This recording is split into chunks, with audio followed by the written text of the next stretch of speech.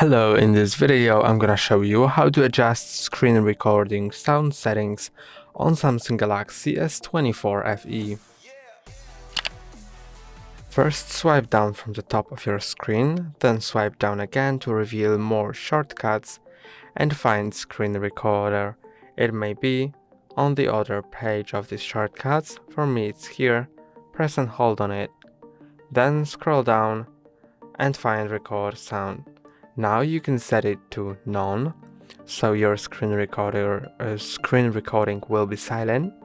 You can set it to media, so it will record only the sound that's coming from your device, or media and mic, so it will record your device sound as well as your speech.